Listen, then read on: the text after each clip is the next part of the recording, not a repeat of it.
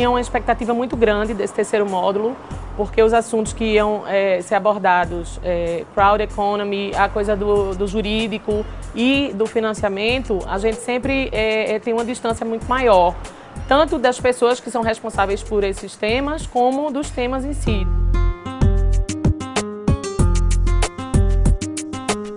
Comecei a trabalhar com esse nome Crowd Economy e eu comecei a perceber que um monte de gente começou a pensar sobre Crowd Economy, que no fundo nada mais é do que todo mundo poder participar do mercado. A ideia do colaborativo, a ideia de integrar diferentes áreas culturais e movimentos culturais em um espaço, a ideia de colaborar, de criar uma rede. Porque as fontes onde estão sendo discutidas as coisas estão praticamente esgotadas.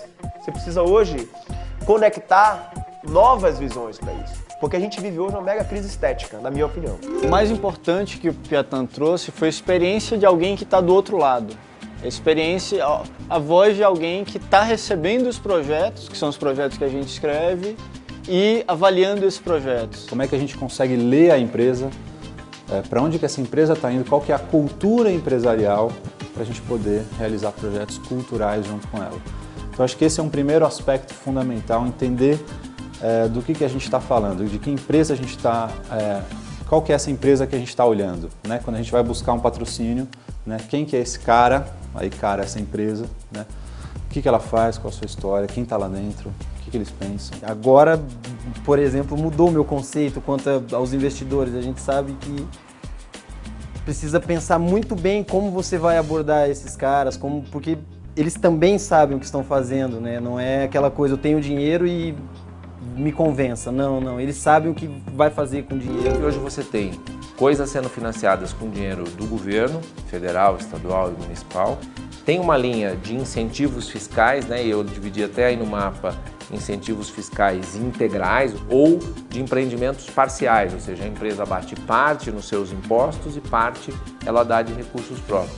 E, por fim, à frente dos recursos próprios do setor privado, de empresas privadas que podem financiar a atividade criativa. Além de toda a competência jurídica e de produção cultural que ele tem, o que eu mais me identifiquei foi com o Fábio empreendedor, como que ele começou, como foram as dificuldades, como que ele acreditou na ideia e persistiu para um mercado que era ainda incipiente e pouco estimulado. A primeira em 95, de quando eu resolvi montar um escritório de advocacia especializado no segmento do entretenimento. Tive uma segunda experiência completamente diferente, que é uma experiência de 4 anos atrás, que foi um bar de cerveja. O Fábio Sesnick tem uma história incrível, com a qual eu me identifiquei bastante.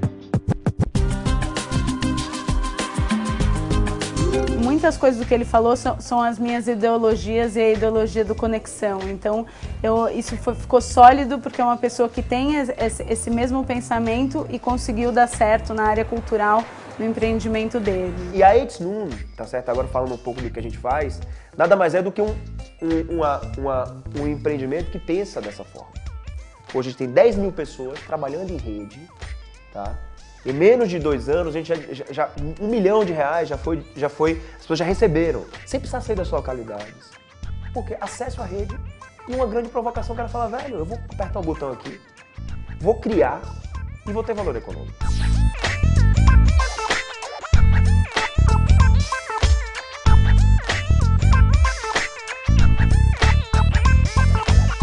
Esse módulo, eu encaixei a coisa do incentivo e das leis, junto com como apresentar para um patrocinador, junto com os ideais da economia criativa, da colaboração e de integrar diversas áreas para chamar mais pessoas para a cultura, modos de sociabilização mais interessantes. Então agora o quebra-cabeça está quase se formando e formando conexão cultural mais sólido.